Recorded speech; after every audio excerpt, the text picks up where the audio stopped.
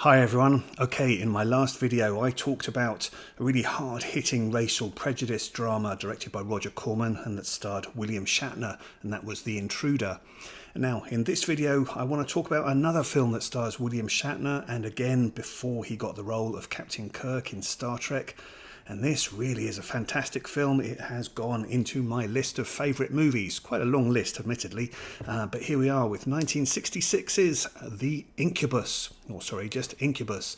And this is directed by Leslie Stevens, who was the creator and writer of the Outer Limits science fiction series from 1963.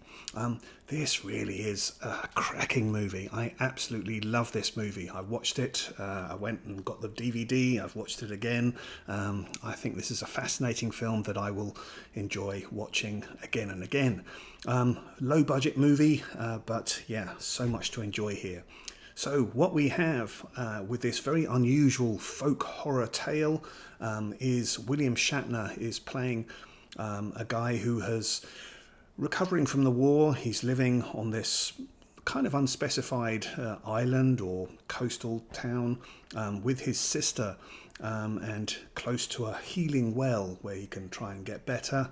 But on this island, piece of land, there are demon spirits, evil women who will lure sinful men to their deaths. And one of these spirit demons, Kaya, played by Alison Ames, she's bored with luring sinful men to their deaths, and she wants to try and have a challenge of luring someone pure of heart. And so, yes, she goes for William Shatner. And this really is a fascinating one.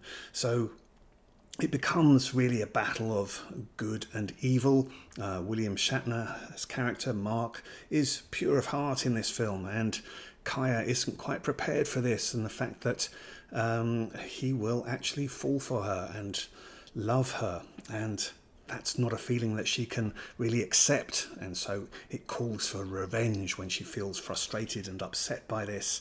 And her sister Emil actually conjures up an incubus, this spirit demon that rises from the earth that will then create havoc. Don't want to go into it too much more than that, but absolutely this is a brilliant film, so atmospheric. So like I say, very low budget, but absolutely brilliant use of light, smoke machines, and just atmosphere. Great sound design on this film as well. Just a real joy to watch, I found. But it is a very unusual film. So this film was shot in the language of Esperanto. So I think this is the only film, or maybe there's one other, that has been shot in Esperanto. So Esperanto is a language that was developed in 1887. It's still a relatively new language. It was designed as a language that would be universal. And as I understand it, I think there are a few million people that use it, and mainly for online communication, but it's not a language that really took off. So that was a bit of a downfall for the movie when it was released, because that was quite a challenge. So yes, you will have to watch this with subtitles, but really don't let that put you off. It's a bit like watching just an ordinary foreign movie, if you like, when you don't know the language. So if you can accept that, then you should be able to get on okay with this. But like I say, just really enjoy the visual stuff in this, because it's really quite creative. So the cinematographer on this is the great Conrad Hall, who later in his career went on to do such movies as Butch Cassidy and the Sundance Kid, and he also did the best closing shot in a movie ever, and that was on Electra Gliding Blue. Absolutely love this movie. But yeah, he's so inventive with his camera work here, and in fact Leslie Stevens had worked with Conrad Hall before. He worked with him on The Outer Limits, and he worked with him on his first movie as well, a great movie as well, which is called Private Property, starring Warren Oates, and his former wife Kate Manx. That's a great movie as well, and I wanted to do another review of that, but I'll just stick to Incubus for this one. So yeah, the camera work, the sound design, all of that is really, really atmospheric, and that's what really gives this film its flavour. So there are demons in this, there are evil spirit women at work, there is a goat as well. So yes, all of that is in here. So yeah, this is, I wouldn't say it's a hugely scary film, but absolutely the atmosphere of this is brilliant. I just thoroughly enjoyed it. What else is there to say? Well, this film was mired in controversy when it was released. So released in 1966, and then it pretty much disappeared for 30 years, as was the case with Leslie Stevens' other film, Private Property. Both films really were unavailable for a good 30 years. But yeah, with Incubus, a lot of terrible tragedy surrounds this film. So just a few things to mention. Milos, who is the Serbian-born actor who plays the rather terrifying Incubus in this film, he, at the time that this film was made, was having an affair with the estranged wife of Mickey Rooney, and when that was discovered, he shot the wife and committed suicide, only aged 24 when this happened. Anne Atmar, who is playing the sister of William Shatner's character in this, she also committed suicide after this film was made, aged only 27. Anne Atmar is actually an actress I have seen before in the Lola Albright movie A Cold Wind in August from 1961. I don't remember her role in that. I'll need to revisit that film because that's a really good one as well. Furthermore, Alison Ames, who was actually the wife of Leslie Stevens at the time. They subsequently got a divorce. And then also Eloise Hart, who plays Amael, the sister of the succubus Kia in this film. She had her 17-year-old daughter kidnapped and murdered, and that murder has never been resolved, reportedly. So yeah, a lot of tragedy and really macabre events that surround this movie.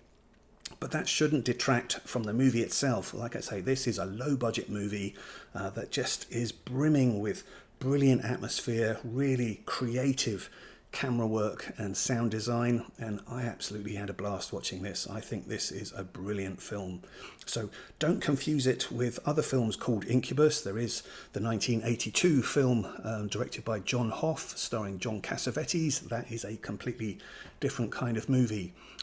Maybe Weapons has something to thank Incubus for, because when the Incubus does appear at one scene in this movie, he does come out of the darkness with his arms outstretched. So yeah, that's been a big deal this year in the movie Weapons. But yeah, interesting to see it here. And like I say, there is an appearance of a goat, so maybe Robert Eggers has some debt owing to Incubus as well for his film The Witch. But yeah, Incubus, this is a great movie. I absolutely loved it. Like I say, I did also love Leslie Stevens' first film, Private Property, as well, which completely different kind of movie. That's a movie that's set in LA, and it involves a couple of drifters who spot a woman at a garage. They follow her to her house in the Hollywood Hills, and they manage to break into the house that's next door and then spy on her. And the aim is for the more confident of the two to try and seduce the woman so that his more less able friend, played by Warren Oates, can then make love to her. But yeah, it's a fascinating film, and again, brilliant cinematography, but this time by Ted McCord, who was the cinematographer on The Treasure of the Sierra Madre and Sound of Music. But Conrad Hall also worked on that film, and as I understand it, Conrad Hall was really used for his ability to do underwater photography. So yes, that is used in Private Property, and definitely you'll see it used to good use in Incubus as well. That opening scene when there is the first death of a sinful man, with Kaya putting her foot on a man's head as he goes underwater, that really is quite effective. And then you'll see other shots as well of William Shatner having healing at a well. So yeah, great underwater shots of that as well. Anyway, I am now waffling, but yeah, Incubus, I absolutely adored this film. But yeah, definitely a great atmosphere and just so creative with its low budget. So, have you seen Incubus? Like I say, this film was not available for some 30 years. Now, I have the DVD. It is out on Blu-ray and 4K via Arrow. And in fact, I know Solitary Ronin Films, he reviewed the Arrow edition of this a little while back on his channel. So go and check that out if you haven't seen that already. Okay, but let me know, have you seen Incubus? What are your thoughts on it? If you haven't seen it, go check it out. Okay, thanks very much for watching, and hopefully I will see you again soon. All the best. Bye-bye.